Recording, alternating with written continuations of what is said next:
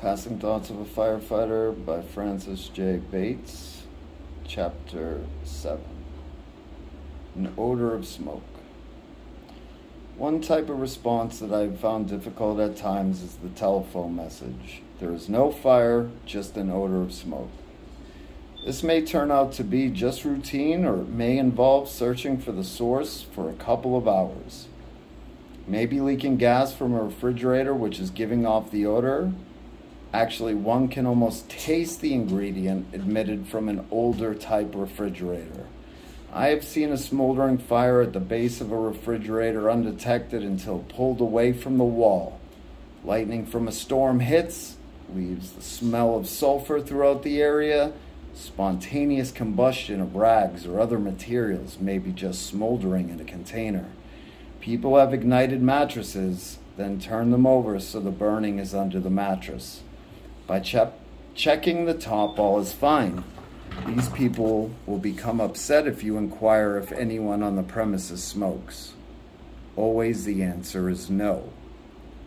If a continual search to locate the source, but we do not leave until it is located. Such was the case one evening when a taxi went by the station with one lone fare in the rear. The person was a male who was well known to us. His record of having started fires was quite long. Tom Weirdy, aide to the deputy chief, spotted him going by and stated, "Our target for tonight." This man lived in Melba Apartments 98 Washington Square. This was a large apartment house, 3 floors, and it fronted on the corner of 2 streets. At 2 a.m. in the morning, a call was received for an odor of smoke at this address. A full box alarm detail was sent. Engine 1, Engine 6, Ladder 2, arriving at the location. We were met by the landlady who stated that she could smell something burning. There was definitely an odor in the front hall, but it vanished just as soon as it was detected. Crews were sent throughout the building to seek out the source. All came back the same answer. Nothing could be located. A crew was sent to the roof to ascertain if a barrel was burning in the adjacent property. None could be seen.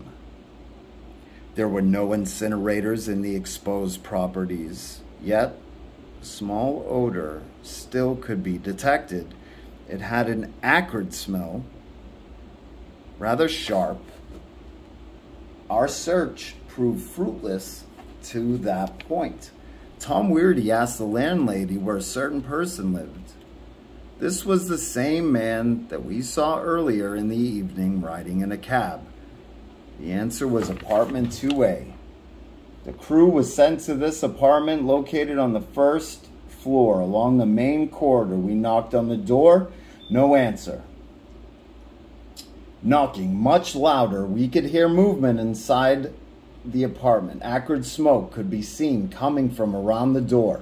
From the hallway, the men could hear the lock opening. This would indicate that perhaps all was well. The door opened, and standing in a haze of light-colored but piercing smoke was a fire lieutenant. He was asked, "How did you get in here?" He stated, "Smoke was coming from a cracked window pane while I was checking from the outside."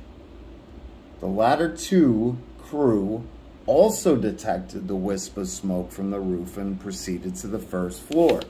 The lieutenant, spotting the smoke from the sidewalk, put up a short ladder, forced the window, and entered the 1st floor apartment. He heard the loud banging on the door, whereupon he immediately opened the door from within. With the door locked, this would indicate that someone was still in the apartment. The bed directly behind the lieutenant, who was still at the door, was unoccupied. This room checked out okay. The adjacent room, with television still on, was otherwise dark and filled with smoke. The occupant was sitting in a chair, the ladder smoldering, but no fire was visible. The lieutenant tried to put his hands under the shoulders of the man, but due to tremendous heat, he could not touch the area. The legs were very stiff and hard. Rigor mortis had set in. We had a fatal. The man was severely burnt on his back and shoulders, and the spring of the chair had adhered to his buttocks. He was removed in a sitting position, clothes completely burnt off his back. If a deliberate search had not covered every angle and this case had not been found, it would have been most difficult to explain. Chief Flynn once told me, "You can always tell why you did something, but you can never tell why you didn't do it." I followed this advice in all my years in the department, and especially in response to an odor of smoke. And everything possible was checked thoroughly. We never left the premises until the source was located, no matter how long it took to do so. A response to an odor of smoke call on Broad Street early one evening taxed the wisdom of all. The response was a full box assignment, and the most rank odor was present throughout the 2.5-story single-family dwelling. The lady of the house could not imagine what it was or where it was originating from, but nonetheless, it was there in all its glory. The crew were sent throughout the house to check the source. One other time, we had a similar odor, and it turned out to be a cracked boiler. This resulted in a loss of water in the heating system. The odor was finally traced to the radiators, which were still hot but had no water in them.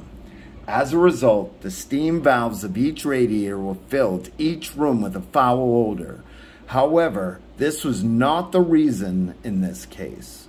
After all the possible sources were checked, the cause had not been found. The odor was ripe. It was soon ascertained that the stench was more prominent in one particular area of the house. This was a small hallway, second floor, no contents, only an electric light with a frosted globe.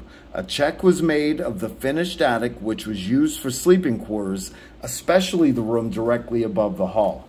The answer was found, and the lady was requested to come to the closet in the third-floor attic. She was asked, "Do you have a cat?"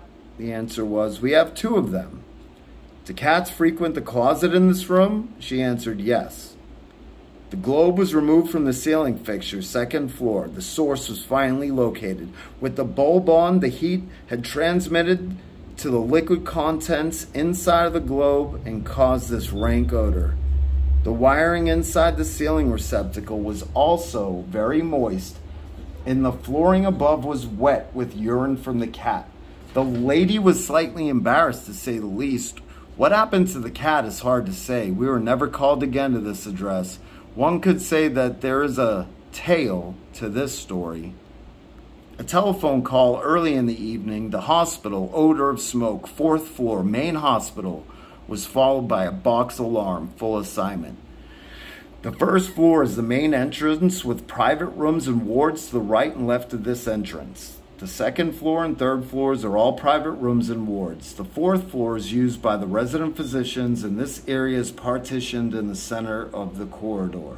There are a number of rooms on this floor. Also, the elevator mechanism is located in separate rooms on each side of the corridor.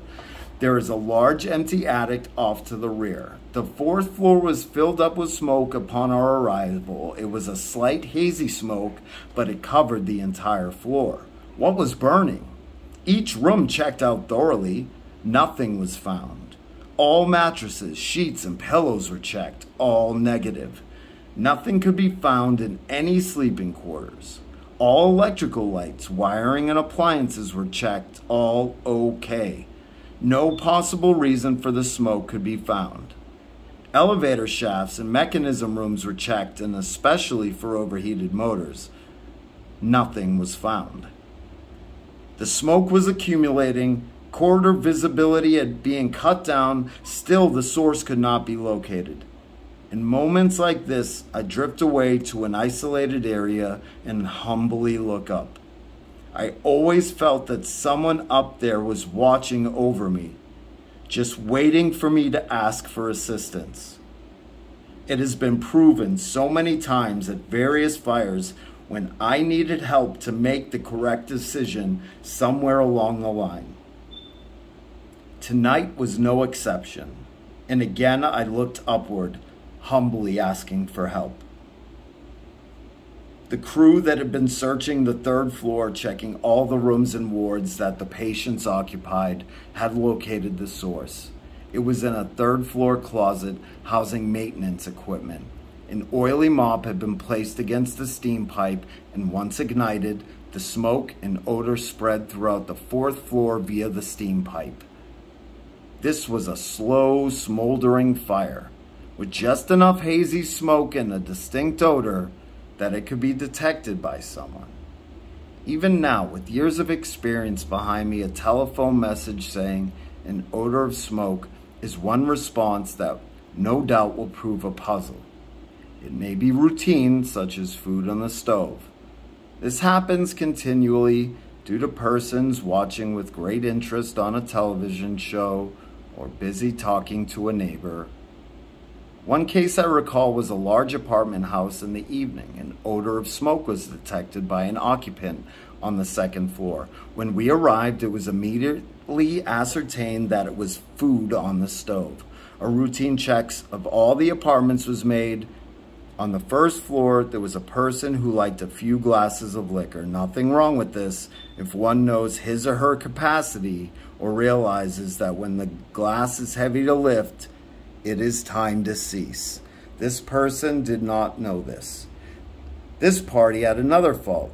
The housekeeping in the apartment was deplorable. Apparently, it was never cleaned from one day to the next. Every conceivable spot was occupied by rubbish, papers, cartons, dirty dishes, or garbage. Actually, there was only enough room for the person to sit down with a small area cleared for the glass and bottle on the table. On the stove, a small pan had burned to a crisp. The food that contained was all black, looking like carbon. The odor of the aluminum pan filled the apartment and had subsequently traveled throughout the apartment house. As we opened the door, the rank odor came out to meet us, along with the always present smoke. As we stood in the doorway, amazed at the condition that we could alleviate at a glance, a voice bellowed out, "Come on in and shut the door! You're letting the flies in!"